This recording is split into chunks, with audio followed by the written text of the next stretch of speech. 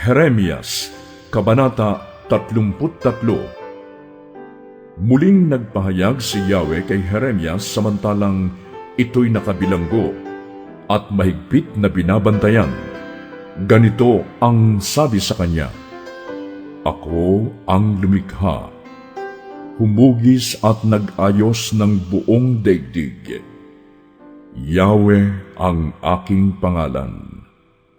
Kung mananalangin ka sa akin, tutugunin kita at ipahahayag ko sa iyo ang mga bagay na dakila at mahiwaga na hindi mo pa nalalaman. Ako, si Yahweh, ang Diyos ng Israel, ang nagsasabi nito sa iyo.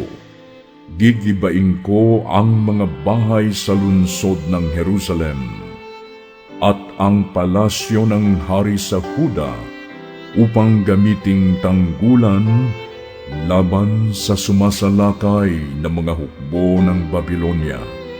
Papasukin kayo ng mga kaaway at marami ang mamamatay sa labanan, sapagkat pupuksain ko sila sa tindi ng aking puot.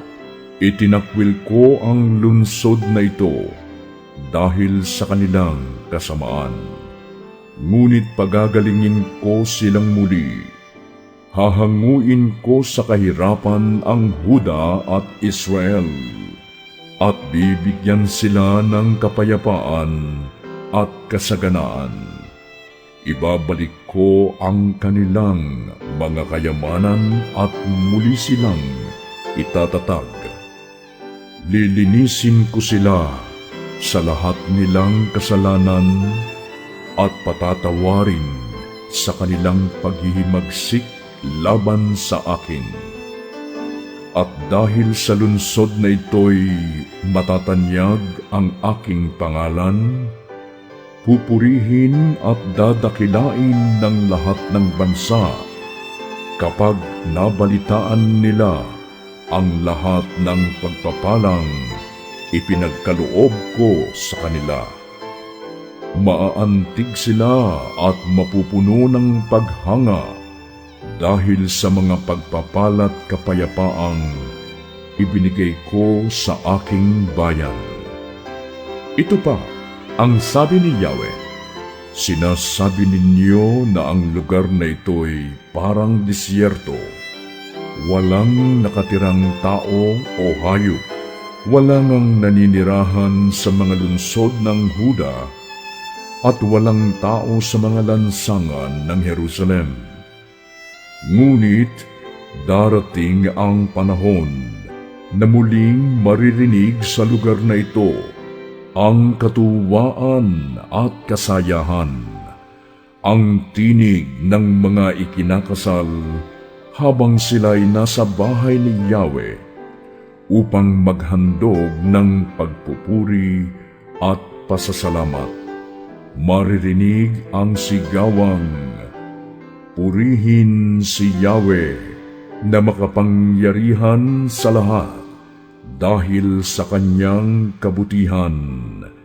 Pag-ibig niya'y tunay, laging tapat kailanman.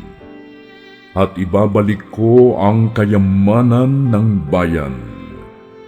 Ako, si Yahweh, ang may sabi nito." Ito ang sabi ni Yahweh, "Sa buong lupaing ito na walang pakinabang at walang nakatirang tao o hayop, muling magbabalik ang mga pastol at payapang magsisikain ang kanilang mga kawan. Sa mga lunsod sa kaburulan, sa kapatagan, sa timog, sa lupain ng Benjamin, sa palibot ng Jerusalem at ng Huda, muling magkakaroon ng maraming kawan na inaalagaan ng kanilang mga pastol."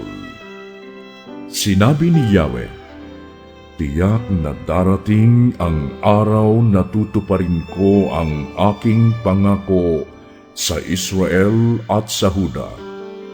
At sa panahong iyon, pipili ako ng isang matuwid na sanga na magmumula sa lahi ni David. Paiiralin niya ang katarungan at ang katuwiran sa buong lupain. Sa mga araw ring iyon, maliligtas ang mga taga-Huda at mapayapang mamumuhay ang mga taga-Jerusalem. At sila'y tatawagin sa pangalang ito, si Yahweh ang ating katuwiran. Si David ay hindi mawawalan ng kahalili sa trono ng bayang Israel. At mula sa lahi ni Levi, hindi kukulangin ng pari na mag-aalay sa akin ng mga handog na susunugin, handog na pagkaing butil at iba pang mga handog sa lahat ng panahon. Sinabi ni Yahweh kay Jeremias, kung paanong hindi mababago ang batas na itinakda ko para sa araw at sa gabi, gayon din naman, hindi masisira ang aking pangako sa lingkod kong si David at sa mga Levita. Hindi mawawalan ng uupo sa trono mula sa kanyang lipi.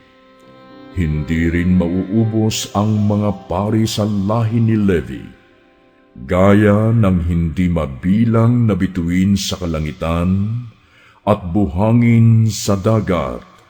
Gayon ko pararamihin ang mga inapo ng aking lingkod na si David at ng mga Levitang naglilingkod sa akin. Ganito ang sinabi ni Yahweh kay Jeremias, hindi mo ba napapansin na sinasabi ng mga tao, itinakwil ko raw ang 2 angkang hinirang ko? Kaya hahamakin nila ang aking bayan at hindi na ituturing na isang bansa. Ngunit sinasabi ko naman, kung paanong itinakda ko ang araw at gabi, at ang tiyak na kaayusan sa langit at sa lupa, mananatili rin ang aking pangako sa lahi ni Jacob at sa lingkod kong si David. Magmumula sa angkan ni David ang hihirangin kong maghahari sa lahi ni na Abraham, Isaac at Jacob. Ibabalik ko ang kanilang kayamanan at sila'y aking kahahabagan.